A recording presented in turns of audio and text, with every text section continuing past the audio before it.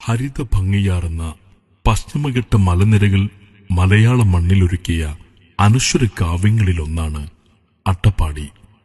സമുദ്രനിരപ്പിൽ നിന്ന് 1000 അടിയോളം ഉയരത്തിൽ ശിരുവാണി, ഭവാനി, വരകാർ നദികൾ വലയം ചെയ്ത് സൈലന്റ് വാലിയുടെ ഓരം ചേർന്ന് കിടക്കുന്ന മലമ്പ്രദേശം.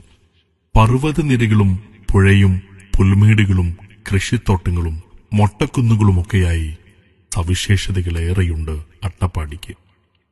പക്ഷേ നാഗരികതയുടെ ശീലങ്ങളിൽ നിന്ന് ഏറെ അകന്നുകഴിയുന്ന മലമ്പ്രദേശത്തിൻ്റെതായ പരിദേവനങ്ങളും ഈ ഭൂമികക്കുണ്ട്.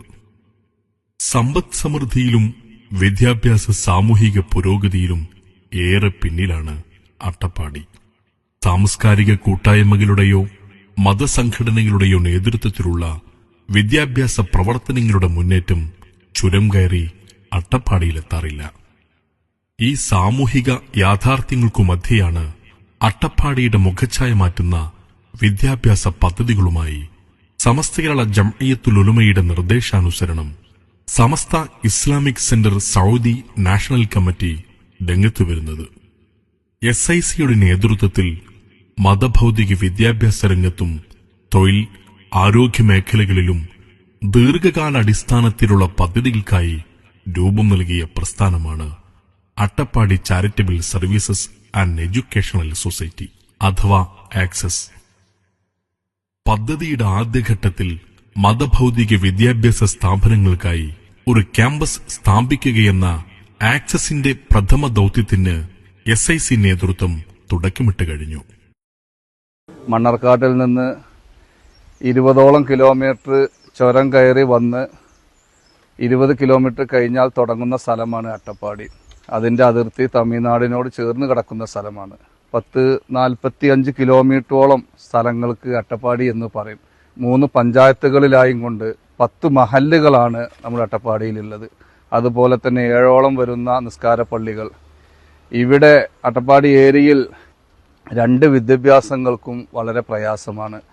8 മണിക്ക് തന്നെ എല്ലാ മദ്രസകളും വിടുന്ന ഒരു അവസ്ഥയാണ് ഉള്ളത്. അതുപോലെ തന്നെ ഭൗതിക സ്ഥാപനങ്ങൾ 20-30 കിലോമീറ്ററുകൾ താണ്ടി 1000-ഉം 1200-ഉം രൂപയൊക്കെ സ്കൂൾ ബസ്സിന് ഫീസ് കൊടുത്തും അതിൻ്റെ ചാർജുകളൊക്കെ കൊടുത്തൊക്കെ ഒരു അവസ്ഥയാണ് നമ്മുടെ മേഖലയിലുള്ളത്. അപ്പോൾ ഈ ഏരിയയിൽ 10 മഹല്ലുകളിലായിക്കൊണ്ട് 1500ഓളം കുടുംബങ്ങൾ താമസിക്കുന്ന സ്ഥലങ്ങളാണ്. 4 കിലോമീറ്റർ, 5 കിലോമീറ്റർ, 10 കിലോമീറ്റർ, 15 കിലോമീറ്റർ വൈദൂരങ്ങളാണ് ഈ 45 കിലോമീറ്ററിന്റെ ഉള്ളിലുള്ള മഹല്ലുകൾക്കുള്ള വഴിദൂരങ്ങൾ. ഒരു മഹല്ല് കഴിഞ്ഞ് മറ്റുള്ള മഹല്ലുകളിലേക്ക് എത്തേണ്ട വഴിദൂരങ്ങൾ.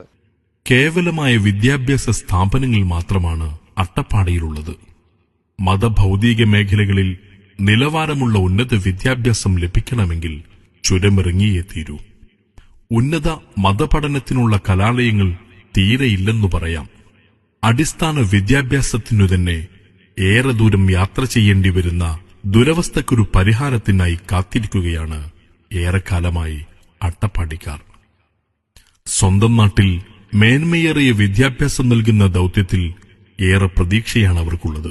അട്ടപ്പാടി ബ്ലോക്കിൽ തന്നെ എല്ലാവർക്കും ഒരു വിദ്യാഭ്യാസ സ്ഥാപനം, ഒരു മതവിദ്യാഭ്യാസവും ഭൗതിക വിദ്യാഭ്യാസവും ലഭിക്കുക എന്നുള്ളത് വളരെ പ്രയാസകരമായ ഒരു ദൗത്യമാണ്. എനിക്ക് 2 മക്കളുണ്ട്. അവരെ ഞാൻ പുതൂർ പഞ്ചായത്തിൽ നിന്നും കോട്ടത്തറയിലേക്കാണ് മദ്രസയിലേക്ക് പറഞ്ഞയക്കുന്നത്. കാരണം നിലവിലെ ഭൗതിക പഠനം ഒരു സ്ഥലത്തും മദ്രസ ഒരു സ്ഥലത്തും ആയതുകൊണ്ട് വളരെ ബുദ്ധിമുട്ടിയിട്ടാണ് ദിവസം കിലോമീറ്ററുകളോളം, ഏകദേശം വന്നു പോകാൻ 25 കിലോമീറ്ററോളം വന്നു പോയിക്കൊണ്ടാണ് ഈ ഒരു പ്രവർത്തനം ഞാൻ ചെയ്തു വരുന്നത്. അപ്പോൾ അള്ളാഹുവിനെ കുറിച്ച് അറിയുവാനും മുത്തുനബി മുഹമ്മദ് മുസ്തഫ സല്ലല്ലാഹു അലൈഹി വസല്ലമ തങ്ങളെ പഠിക്കുവാനുള്ള ഒരു സ്ഥാപനം അട്ടപ്പാടിയിൽ സമസ്തയുടെ നേതൃത്വത്തിൽ വരിക എന്നത് ഞങ്ങൾക്ക് എത്ര